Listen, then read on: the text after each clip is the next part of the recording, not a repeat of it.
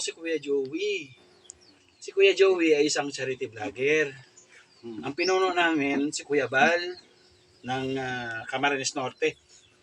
Charity vlogger din. Ang mga programa ni Kuya Bal, meron siya mga pabahay, 200 na mahigit. At siyempre kami mga Kalinga partners, may mga pabahay din. Lahat-lahat. Hindi marami mga beneficiary si Kuya Bal. Ngayon, nag-train ako dun sa Daet. Kaya tawag nandito ako sa Samar, sabi ko, dito na ako tutulong sa Samar, sa mga kababayan ko ba? Di ba? Ito, taga Samar man ako. Taga din ako sa Palapag din ako. Ayan, thank you so much kay Papa nakapaglingap na po tayo dito.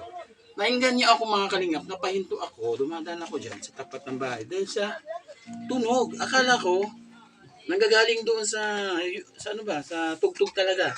Yung pala, sa kanyang kamay. Nagulat ako. Sa Tatay Ben, bakit may gitara ka, Tatay Ben? Nakilip. Sa banda ka dati? Tuan sa siya. Gitara. Sa simbahan. Sa simbahan. Ikaw yung nagigitara sa tuwing linggo?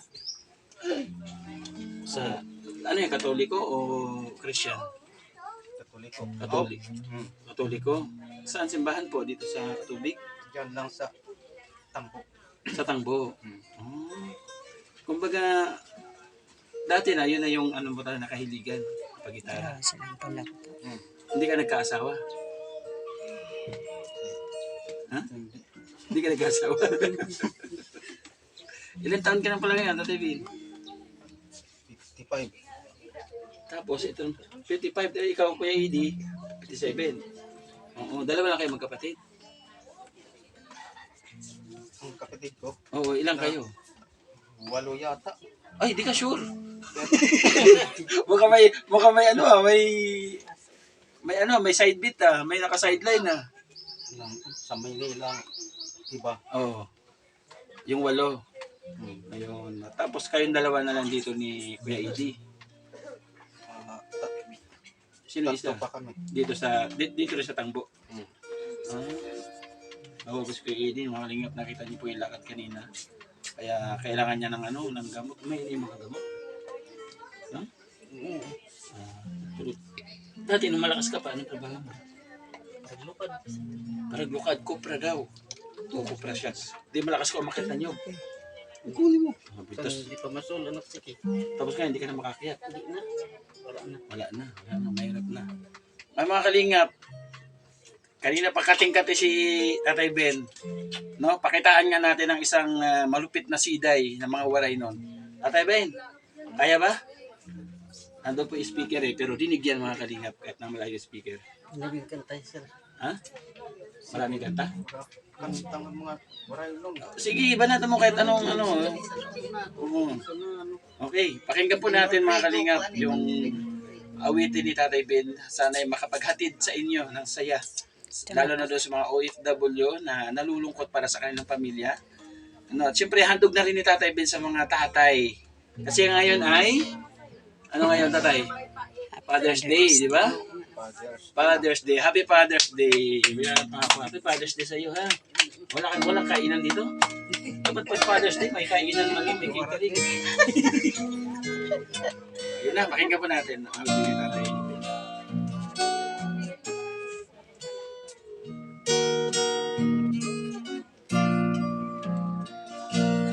Ang kinabuhitan, dining kalibutan, ang unay magila, tinitukan, huwag kasumbungan, sa mga kasabi, tuhad ay saksi, mining tanan. Ay nautla. Babat na, ano? Subat na. Ayun, check.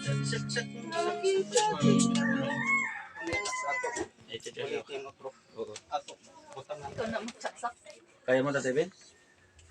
Siya si Banda yata siya. Ha?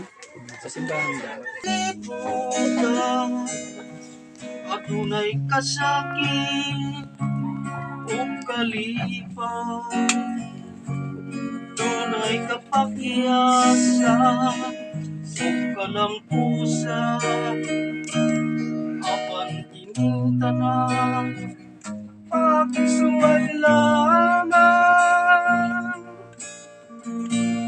pagkabait diyay di ka palara kanunay makila inindugan way kasumbungan sa mga kasakit luwad ay saksi nining tanan ay nangutla sa kasakit nagigilati karon inindugan intawunong anak kining unos nining kinabuhi pagkapait yan di ka palara kanunay magiya inindugan may kasumbungan sa mga kasakit luwad ay saksi nining tanan ay kasumbungan sa mga kasakit luwad ay saksi nining tanan ay grabe napalakpakan yun pwede palakpak grabe ang lupit ano ayan nabayaran na yung bill ikaw na bahala Kuya Eddie ha baka sakit talaga mga kalingin Kuya Eddie siyempre humandog siya ng kanta pahulaan natin kung magaling siya umula oh sige oh hulaan mo to kung magkano to Kuya, binhulay. sige daw oh no coaching ha sige okay may time may ano yan may oras 9 8 7 sige hula ng hula 6 5 500 oh yun ang grabe ang galing kahit na ganun yung ano ni Tatay Ben positibo sa buhay sige Tatay Ben para kay Ate Bit Jones sa bigas kahit hindi kahit oh sige Isang punodiri, Bisaya.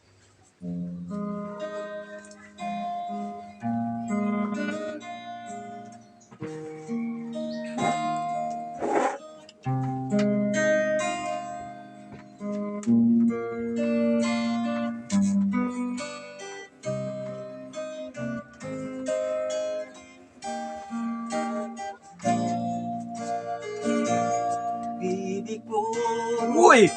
kumusta ka na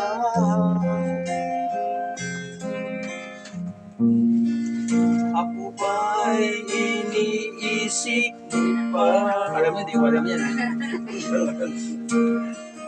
bigay ko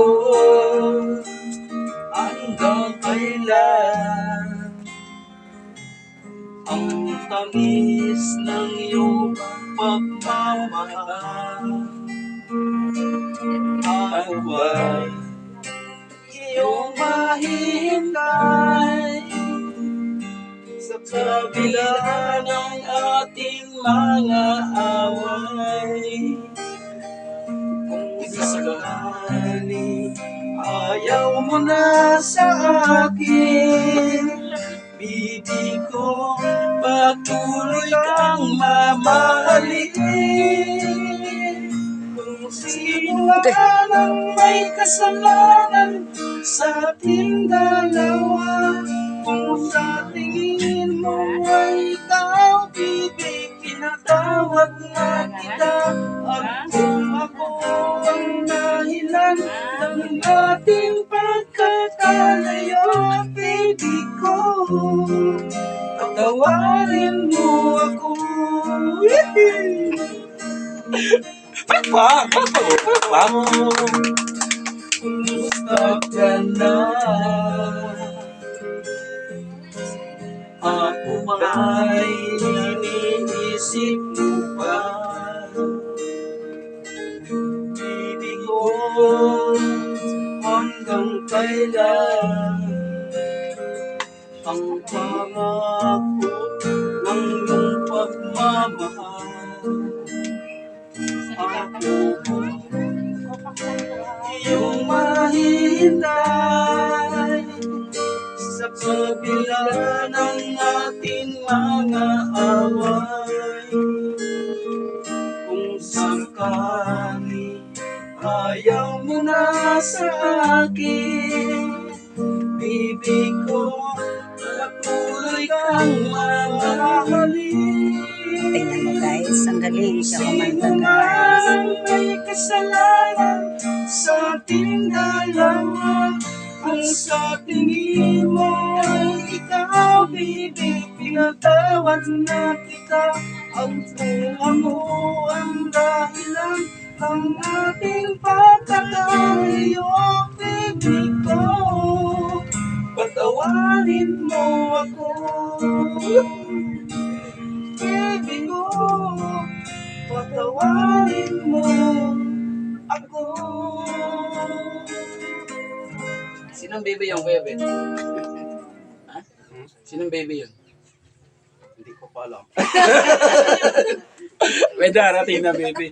Yung kanta niyang baby ko, ibigay natin naman para kay Kuya Edie. Kasi napakasakit niya Kuya Edie para meron siya pabiling gamot. Ano?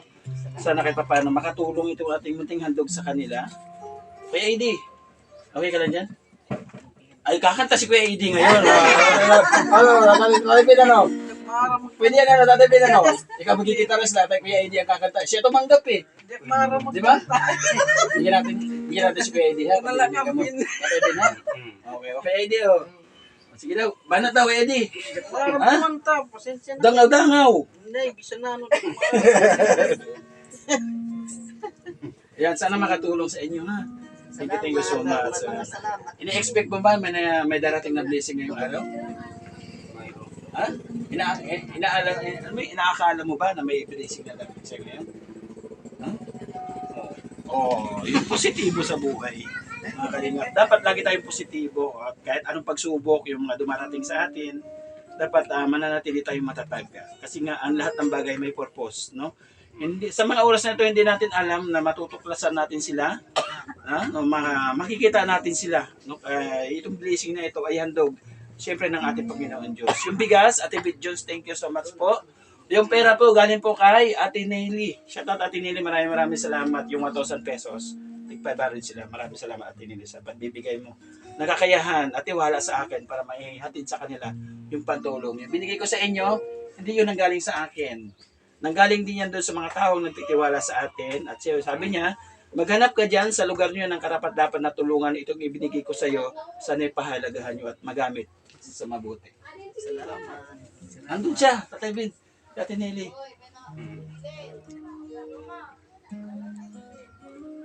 Ayan.